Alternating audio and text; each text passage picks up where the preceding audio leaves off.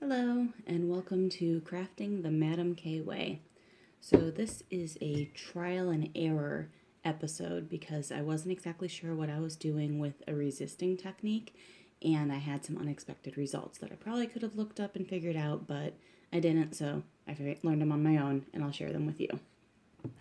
So I was using Resolene to resist on these bracers that I have. Now, a couple things that I did this cool skull octopus design, and I painted the backgrounding in a Fiebings Pro dye black. So I painted that, and then I put Resolene over the whole thing, and I put a very heavy coat of Resolene, and I did not cut it with water. And I think because of that is why I got the results that I did. This is what it turned into, which I really like, but a couple things. See how much the Resolene darkened the light brown? This is just Fiebings Pro dye light brown. And I wanted to keep the outside that light brown and just antique the octopus, but the whole thing ended up very dark. So it still looks nice, but I think next time I will cut the Resolene with some water. Hopefully that won't darken it as much, maybe not put on such a thick layer. And also, it's very, very shiny, which again, some people might like. It's not what I was going for, though, and Resolene can turn out very shiny. So then I antiqued it with the Briar Brown, which you can see some antiquing in there. There's definitely, if you saw what this looked like with just the Resolene before the antique, you would see the difference, but it's not as much as I wanted. There is a lot of details, and it's hard to see, but there's a lot of lines and scratch marks throughout the whole thing that I was really hoping would come out with the antiquing with the Briar Brown, but I think because the coat of Resolene was so heavy, it did not allow, it kind of filled in those scratch marks and didn't allow the antiquing to settle.